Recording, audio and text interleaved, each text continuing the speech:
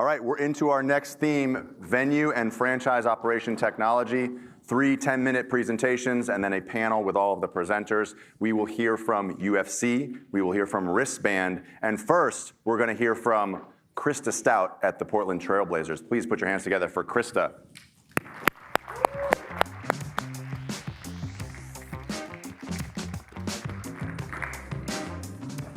All right, how's everyone doing? Yes, there we go. Sweet, okay, so go on a journey with me. In 2004, early 2000s, I lived in a village in South Africa called Ndumo. And one day I was walking by the school and this teacher was outside teaching her students under a tree. So after school, I went up to her and I just asked, like, why aren't you using the classroom that exists? Why are you teaching outside? And she said, well, the classroom's where we keep the computers. We store them. They were donated from the NICE nonprofit, which was super generous and all of that, except the school didn't have electricity. So I asked her, and everyone in Ndumo knew, that what the community really needed was a paved road to get from Ndumo to the hospital during the muddy season, so their cars wouldn't get stuck in the mud during the rainy season. So what I took away from this conversation was 2 things. The first was that people closest to the problem are often closest to the solution. And the second was that tech isn't always about some flashy, or innovation isn't always about some flashy new thing, right? Sometimes it's just, and maybe usually, it's just about solving a need. I will say before I jump into this, I think in hindsight, that experience actually really impacted how we approach innovation at the Blazers and AI more broadly. Rather than focusing on and chasing flashy new tech, we're pretty, like 80% or more of our work is focused on incremental innovation or ways that we can solve problems for our colleagues, fans, and our business. Early 2000s, I also had a sweet Nokia phone like this. I'm guessing many of you did as well, yeah? I bet, definitely come talk to me if I'm wrong, that none of you were designing or even thinking about Uber or Venmo when we had this phone, right? Like, we were so excited that we could text and play Snake. It was amazing. That's how I like think about AI right now. Like, there's so much value we can get out of it right now, kind of like how we saw texting in T9 and playing Snake. And we have no idea how it's gonna monumentally change our industry in the coming years. But the more we're using it, the more comfortable we are with it now, the more we'll be able to capitalize on future, more transformational opportunities when they arise. I'm gonna ask one more question. I asked this last year, and I think like 10% of the room raised their hand, which was probably indicative of how many people were using it in general, but like how many people now are using Gen AI for work every day? Like at least once a day. Okay, on the over under, I think that's over 50%, which is like exactly what most people say is happening in companies, right? Like at least 50% of the people are using it, whether or not they're technically allowed to. So given Taylor, by the way, you won. Is Taylor here? We had an over under on whether or not 50% of the room was using it. So given all of that, like rather than resisting or restricting AI, like we're just leaning into it. And we have a 2-pronged, very simple approach. The first is to democratize AI across the organization, to empower everyone to use it, which involves trainings for, prompting, custom GPT builds, all of that, working with legal on guardrails, empowering people to use it and share stories, and also even empowering people to build their own tools to address their own needs. So as a simple example of that, our marketing automation specialist built her own version of Conversica, like just because she wanted to, I guess. But that was pretty cool. Our second approach is that my team and I have met with every department across the company to understand pain points and key processes that we have across the company so that we can identify areas that we can build AI tools to either drive revenue or cut costs, increase efficiency or productivity, and improve the customer or partner experience. So far we have built 35 of those tools that span across every area of our business, but I figured for now it would be interesting just to talk about one specific tool and to dive into it a little bit to give a little more clarity. So the tool I'm going to talk about is called David Detractor and his counterpart, Kelly Kindness. They are a tool that we built to help us with our post-event surveys. So after every event, every concert, every game, every family show, everything, we send out a survey, so we get tons of surveys. The pain point that we identified was that we had people spending 30 to 40 hours a week, like collectively, almost one full-time employee's worth of time, dealing with the survey verbatims and the survey feedback. So reading the verbatims, deciding if they needed to be responded to, drafting a response, surfacing any issues to legal or whatever. Literally like a full-time person's worth of time. So my team built a solution that I will show you a quick video of, but it basically pulls all the verbatims, analyzes them, decides if we need to respond to them, surfaces it to the appropriate people, and then drafts a response to that fan. I'm going to try to talk through how this works, but the video is going to be faster than I am. But basically, Qualtrics ingests the data. Detractor verbatims go to David Detractor. Promoter verbatims go to Kelly Kindness. I'll talk more about that in a second, which are basically just trained custom GPTs that our team built.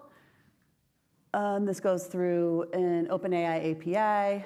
We keep PII separate, and then in a later step, we bring it back in to connect it. OpenAI filters and decides whether or not we actually need to respond to a comment, and then sends it to Slack. We have a bunch of Slack channels for like F&B, guest experience, security, et cetera. And so it filters all of that to the appropriate Slack channel. This one went to customer experience. Someone on the customer experience team triggered the next action through that emoji, which then sent the comment to OpenAI to draft the response in their Outlook draft. So all they have to do as a human is review the Slack comment, decide if they want to respond to it, and then review the draft in their Outlook drafts folder and send it. Obviously, we could have automated that whole process, but for obvious reasons, we have a human involved along the way. Kelly Kindness, I like better than David Detractor. She surfaces all the promoter comments to a shared Slack channel where we can both see the great experiences people have at our venue, which is really fun, but we also can take comments like this and turn them into upsell opportunities. So this fan came to a game, had a great time, literally told us she wants to come to more games, and so a sales rep reached out, had a great conversation with her, and now she's a full season ticket holder. This happened like a couple weeks ago.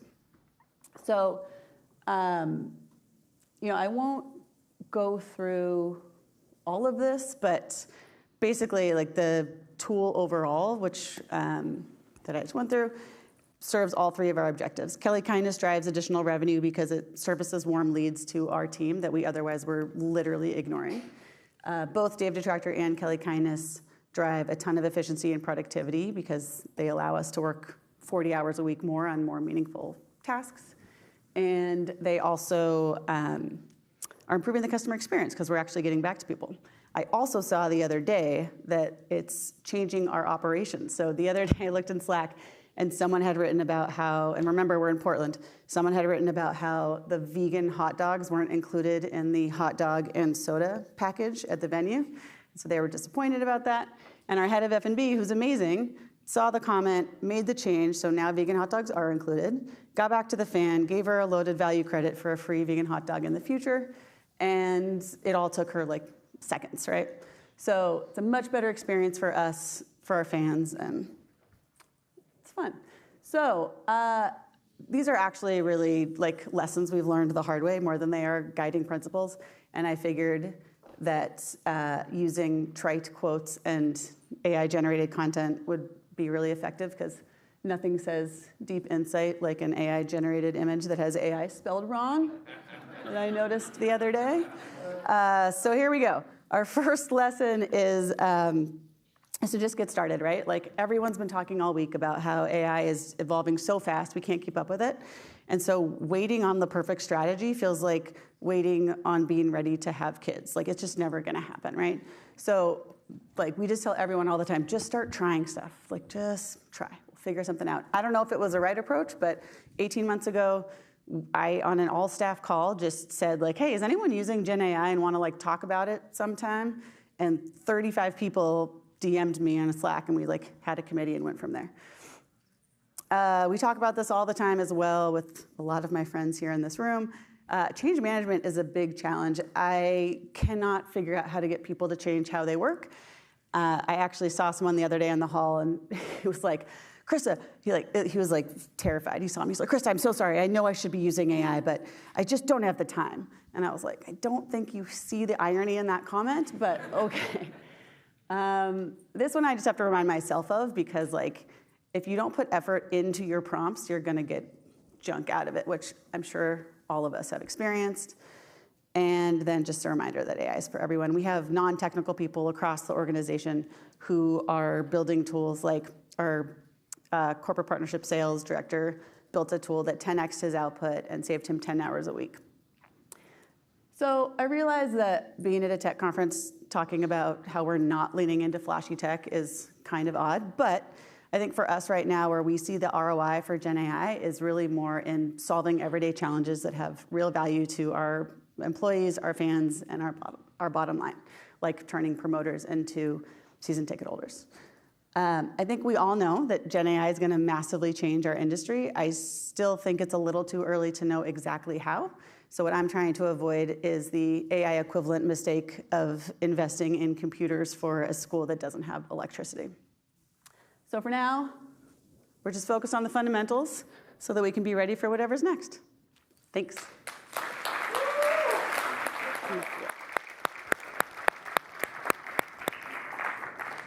All right, our next presenter is a law school classmate of mine. I've known him since we were 23, 22 years old, roughly.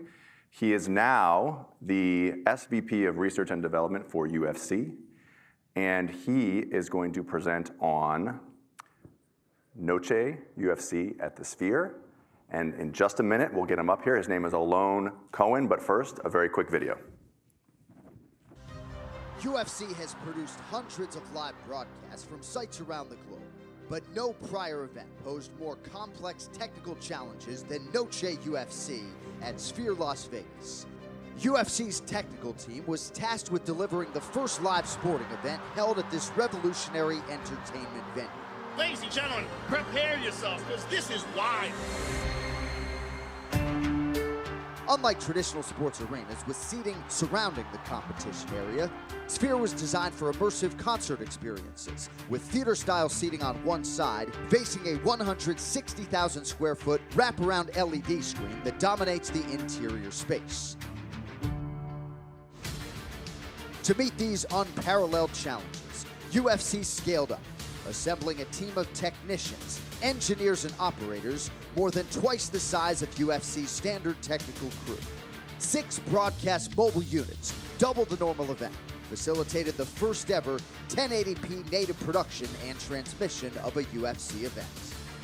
To cover all the action, the technical team deployed the most cameras ever for a UFC live event. Among the 48 camera arsenal were 2 MovieBird 45 Techno crane systems, 2 Trinity hybrid camera stabilized systems, and a Fletcher Nucleus 4K high frame rate Robo embedded in the Octagon frame. The Tate automated camera system and the NavCam 4-point cable system with a Sony HDC P50 camera, both used for the first time, captured the full grandeur inside Sphere. Multiple high-speed cameras, RF systems, and drones, including a heavy-lift RF drone and an FPV drone, rounded out the dynamic coverage. Knowing UFC's traditional lighting truss above the Octagon would impede views of the vast video display, the technical team reimagined its broadcast lighting design. 80 fixtures installed behind the video screen cast high-intensity light throughout the LED panels and onto the venue floor over 300 feet away, with no obstruction to the viewing audience. For this one-of-a-kind event commemorating Mexican Independence Day, UFC created custom content for the world's largest high-resolution LED screen. Immersive CGI environments built in Unreal Engine allowed on-demand responsiveness to the dynamics of a live sporting event. Massive animation files rendered for the 16K display presented huge media management challenges handled seamlessly with an array of high-powered Disguise GX3 servers. UFC turned unprecedented technical challenges into unique opportunities for innovation, resulting in a technical achievement unparalleled in the history of live sports broadcasting. Here we go, guys. 3, 2, 1.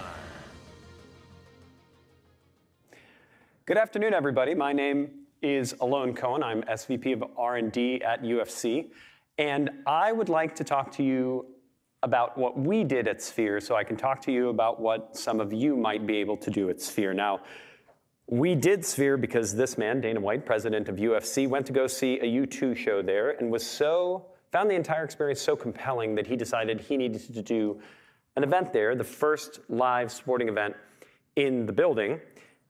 He used slightly more colorful language than that. And he handed it off to the chief executive in charge of production, a man who was, for this project, nominated for an SBJ award this year, Craig Borsari, my boss, who then began to assemble a team. Now, as you heard from the commissioner of the NHL, we were not the first live event on television coming out of Sphere. In fact, that was the NHL draft, and they did a beautiful job. They had a graphics package, they had live video, they used the media plane, that's what they call the big screen inside of the Sphere, and they used the Exosphere.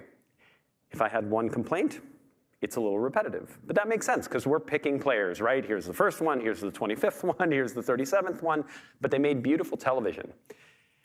The thing is, you can go bigger. If you want to make live sports, you got to think about this thing as a Super Bowl moment. And I want you to stop thinking about this as a U2 or a UFC venue for small things. That's an octagon. That's a tennis court. That's a basketball court. So what if it wasn't the NHL draft? What if it was the Winter Classic? What if instead of playing in one of our existing arenas, you took the NBA All-Star Game? These are the kinds of things that you could do at Sphere. I want us to start considering it that way. Now, what's the lift? The elephant in the room is the media plane, is this massive screen. How do you use it in a way that contributes to your sport so it's not just a backdrop? We built some beautiful backdrops. They're really quite lovely, but it would hardly be enough for our fans if this is all we did. So we also built an entire story called For Mexico for All Time, 5 movies and 5 worlds that those movies resolved into that served as the backdrops for our fights. This one was my personal favorite. It has to do with Dia de los Muertos. And at the end of it, all of the petals come down on the screen and we put real petals into the building. The worlds that we built are even more complicated than the videos that we rendered because those are done in Unreal Engine and they have multiple layers so that you may have a state during the day when the fighter is walking out. You have to shift to a night state. When someone wins, you have a celebratory state, and so on and so forth. Your experience, your story, the things you want to make people feel while watching your sport have to acknowledge, have to use this screen to its greatest effect. So, you have 3 things you have to deal with. The first is speed.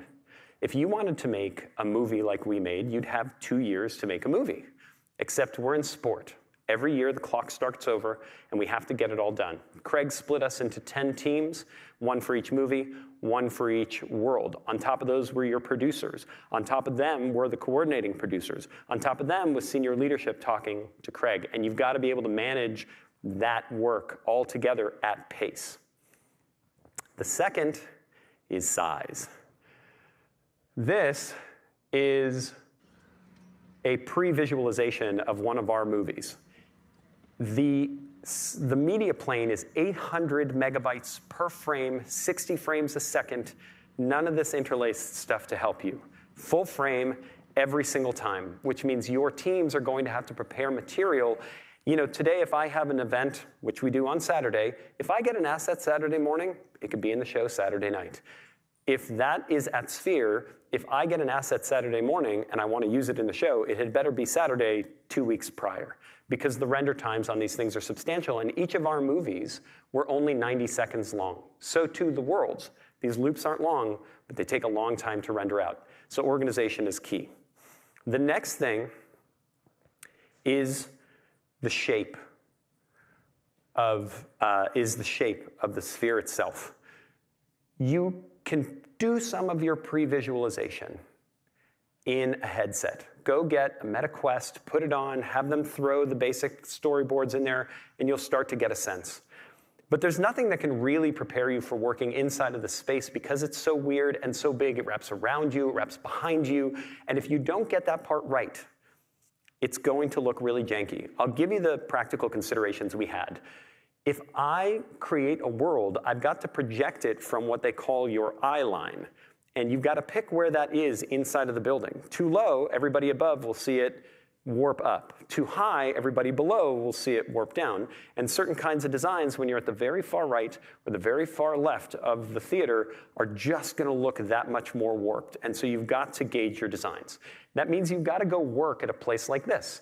This is the Burbank Spherelet, 1/3 the size of the actual sphere. It sits right next to the Burbank Airport. I know it intimately. This is when I was walking in at 5 p.m.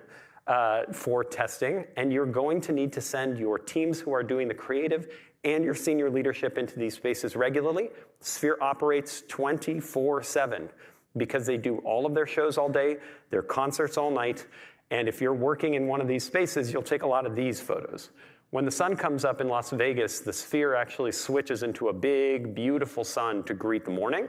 And that's what it looks like at 6 a.m. after we've been working since 1 a.m. after, I believe it was a Dead concert, right? So you've got to get your people in there to see it because an object that was in your headset and looked small at the Sphere would look normal, and on the main screen will be 12 feet tall and feel gargantuan even at that distance.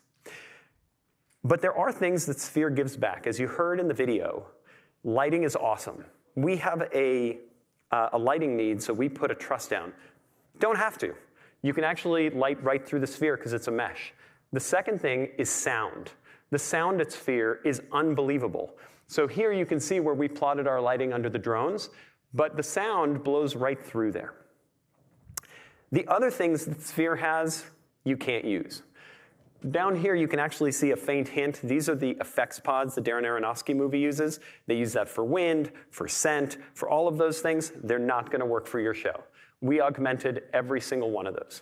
And the last things I want to talk to you about is how to shoot this. And it turns out, despite our using 48 cameras, and to great effect, shooting at Sphere is pretty simple. You want to shoot the whole thing, and you want to shoot the human thing. You use a cam like this to get a wide angle on what's going on out at the entire Sphere to communicate that to your viewers. And you want to use this angle, shooting up, letting them see the entire scope of the thing. Incredibly effective, doesn't take a lot of imagination to get there, massively impactful to your audience. And that's how you could make your own event for your own sports to tell the next stories and set the bar higher than we did. Thank you very much. Thank you. Up next, please welcome to the stage. He is the co-founder and CEO of Wristband, Conway Solomon. Conway.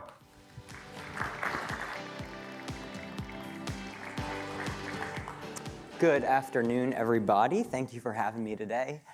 I want to pose a question to start. Every venue is built for a very specific function. A theater is built for performances, a stadium is built for sports, a convention center is built for conferences.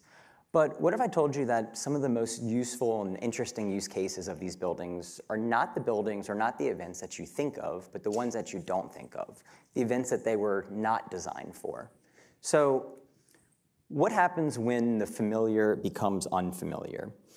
The biggest opportunity that sits out there is to use these spaces that we're used to seeing on a regular basis, but think about how they operate and think about how they modify or morph whenever something that's atypical or unusual comes through that space. So for example, let's start with my hometown, New Orleans. The Superdome is one of the most iconic venues in the world. It's hosted over 500 Saints games over the life and course of the building. But every summer, Essence Festival, if anybody's familiar with it, comes to town and makes everything fall apart. We turn the Superdome into a 5-stage music festival space with a main stage on the ground, 4 stages within bunker clubs, VIP areas, and other spots within the building that are not traditionally activated or are traditionally only activated for back-of-house purposes and back-of-house spaces. Transforming the Superdome, though, for an event like Essence is not as simple as just moving a few rows of chairs or moving a few lines of entry. This requires a total rethink of how we lay out the building from an access control perspective, from a capacity control perspective, from a fire marshal perspective. What this also allows us to do, though, is to take spaces that would not traditionally be, or have the ability, to generate any type of new revenue, new opportunities, and actually turn them into something that can be utilized and start generating new revenue, not just for these events, but for similar events that come through there in the future as well. I'll give you another example, something a little bit different, going in reverse this time. A soccer stadium becoming an NFL stadium. London, Tottenham Hotspur Stadium each year hosts the 2 NFL international games that take place. So for 52 weeks out of the year, or rather 51 weeks out of the year, they're hosting regular soccer matches, but for that weekend or for those 2 weekends, they're hosting a true NFL game. Concepts for security like press boxes, locker rooms, dressing rooms, etc.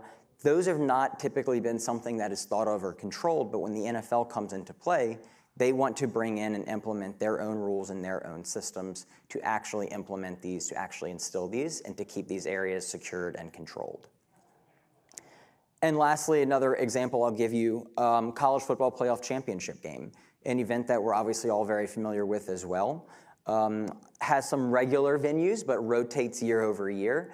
And specifically the CFP House, the premium activation space for VIPs and C-level execs that have the best views, not just for the concerts that are leading up to, but also including the game. So taking a space that's not used to hosting or having this high-end clientele and trying to figure out how to actually deploy it and implement it for this type of event and make it really smooth or make it really seamless, even within the existing structure or the walls of a building that's not used to doing so. The list kind of goes on. We can see a golf course here, US Open at Pinehurst. We have had Formula One Las Vegas and running down the Strip. We'll be working very soon with Formula One Melbourne. But what do these events all have in common? There's a few key things that, as disparate as they might sound or as disparate as they might seem, that they really have to bring together and potentially learn from one another. First of all, kind of to the title of the presentation, these are all traditional venues that are being used in relatively untraditional ways. These are not your season games or your regular events that are used to coming through 100 or 200 times, in a year or season, or just depending on how many games. But these are those one-off anomalies that probably make you roll your eyes whenever you get that phone call and says, hey, so-and-so wants to come in town and do something wild with our space or with our venue. Second thing, they have ultra-fast load-in and load-out times. As I like to say, these buildings have to get back to their regular schedule. So when we think about coming in, loading in something for the course of a day or for a weekend or for even the course of a week, we are typically loading out and breaking those down just as quickly, if not faster, so that the building can get back to what they're regularly used to doing.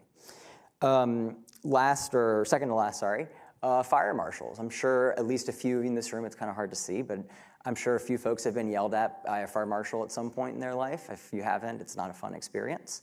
But how to really understand what the counts and the capacities are when we're talking about spaces within a space. It's now no longer just about understanding what's the capacity and what's the count on the building as a whole, but what's actually happening to these smaller VIP spaces, to these green rooms, to these areas that still need oversight and still need control, and how to keep an event safe so that they're not running the risk that a fire marshal decides at the last second that he feels like there's too many people that are in there. And to be fair to fire marshals, they are not the enemy. A lot of times they're doing their job based on the data and the information that they have. But when they don't have that information or they're lacking that accurate data, it is challenging to make those right decisions. And then lastly, all these events that I've spoken about today use wristband. We are a provider for on-site technology specifically focused on transient events. Venues, locations, operations that are not used to being in their traditional homes, we specialize and focus on by providing not just the software, but also the hardware, the technology, everything that comes into play. If you were here yesterday, Tim Clark from NASCAR spoke, and I thought that he put it really eloquently when he spoke about the logistical challenges that comes with moving race cars around the country. Now, I do not have any experience in that and can't say that I do, but to think about the fact that it is still similar that for most of these events, they are packaging and bringing not just kind of the basics, but all of their infrastructure on the road with them. They're setting it up. And if anything, it's like setting up or building a town for a short period of time. So we've been able and fortunate to work with a number of these events over the last 5 years. We took a recent turn last year. Many of you I know are not familiar with who Wristband is. We joined the Axis/AEG family earlier last year, so we'll be expanding our reach with them, not just nationally, but internationally as well with all of the various markets that they've entered into. But our focus and our core is to really assist with the on-site technology that's occurring when all of these folks actually show up. I think we all kind of know ticketing companies love to do, their pre-sale and sell a ticket and what they do best, and that's great, but we want to empower these events to not just drop the ball or to leave it at that level, but to actually really think through more methodically and more thoroughly, what do these operations look like for them on site? So kind of in closing or in wrapping up, a quick funny story that I thought we'd appreciate thinking about. What are the current models that we see that are just, feels like they were built in the 60s or 70s and probably were and oftentimes fall apart because they're not sure how to handle these types of new events or these new types of situations that come through an environment. A quick example, an event that we run in New Orleans, again, where I'm based in my hometown, a food and wine festival that was still handling and managing transactions by having people convert their money into your more traditional raffle ticket or a paper ticket. So sounds relatively straightforward, but where it gets even funnier is that how do you then collect that? Well, you have a paint bucket that goes to every single vendor and you drop your tickets in the bucket. Well, now we gotta go one step further. How do you actually pay out those vendors? Believe it or not, they weigh them. And if you want to take that into a crazier step, what happens when it rains? Well, they've determined that tickets get heavier. Now they're getting overpaid. So they microwave them, they dry them, and then they weigh them. So when we think about opportunities in places where it just takes rethinking and looking at what the opportunities are, we get really excited about those opportunities and spaces. So the last thing I want to kind of leave you with here, kind of in closing for the last minute, is I want to encourage you to think about how this might play into your event or to a space that you're familiar with, whether it's a larger venue or even something in your office or a place where you're regularly used to gathering. What would happen if an event of this style or this size wanted to come through your space? How would those walls and those barriers actually fall and work? What we do find most of the time, though, is that the challenges don't come from the physical barriers of the building, but the logistical and the operational challenges that actually come with implementing this across the board. So I encourage you to continue to stretch your thinking on how you would handle these types of special situations, what happens when there's the need for a space within a space or even 20 spaces within a space, how would you oversee that? And if there's anything that we can do to kind of help you think through that, be more creative, we'd be more than happy to. So thank you for your time today.